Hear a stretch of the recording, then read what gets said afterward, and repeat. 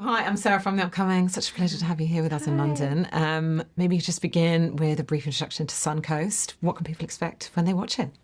What can people expect? It's a drama, with a lot of comedy and lightheartedness in it. I feel like you could call it a dramedy. It's about a girl who is going through the process of saying goodbye to her brother, which doesn't sound funny inherently, but it is.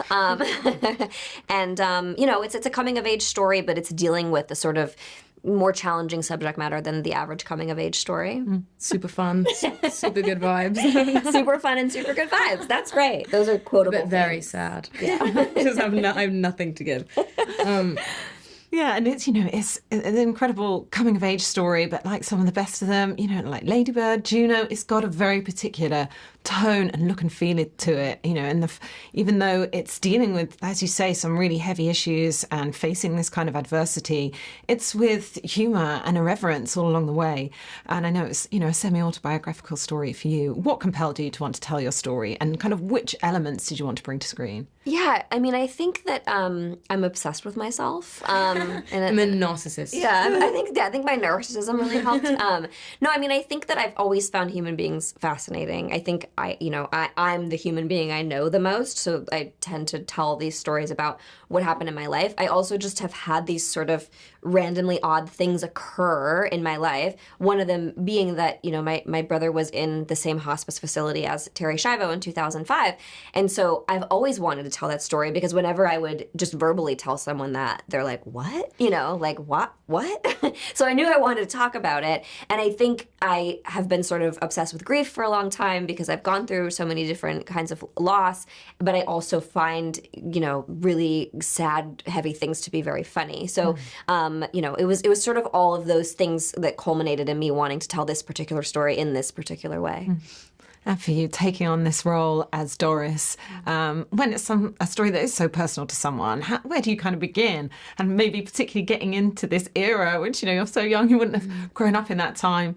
Don't know if you'd even heard Christina Milian's top tracks, but, how did you get into character? I think to get into character, I reading the script, I felt like so much of it was on the page. So to find Doris, just reading it, I felt like I knew her immediately, and I felt aspects of myself that were in her and aspects of people that I know were in her, and it just felt so easy to step into. I listened to music a lot. I made a playlist for her that felt very true to just how I felt towards her, how I felt she felt towards the world, things that, like, songs that I thought would make her cry, songs that I thought would be in the film that made sense to me when I kind of had a soundtrack for the film for myself. So that, to get into it, but of the era, it was very much, there was a props meeting and Laura was kind of showing us everything, and she had loads of photo albums of kind of you in that time, and we would look at it like it was like dinosaurs. Yeah.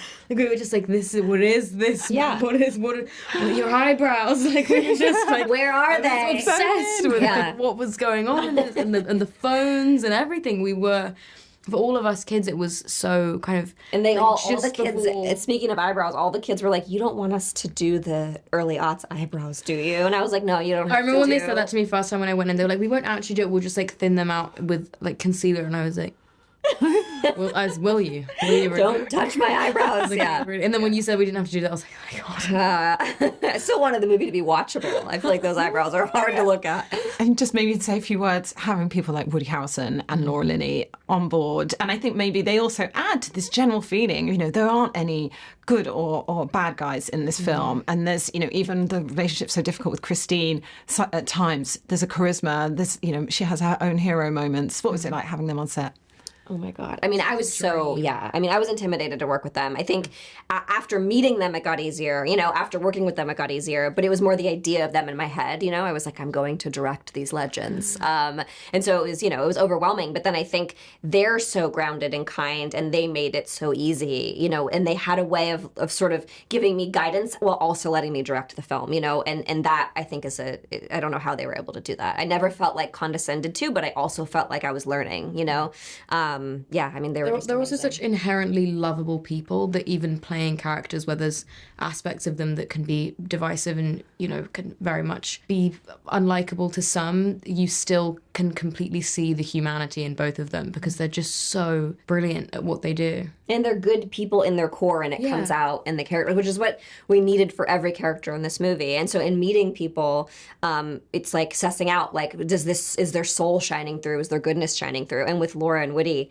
and you, and I don't know, but Kind of nice. but I mean, Nico's heart is so big. She's such a genuinely good person, and I think you can't really act that, you know, when you're sort of, you know, going through a harder thing in the story. You need this goodness to shine through, and I think everyone had that, especially you. How about I'd that? like to think so.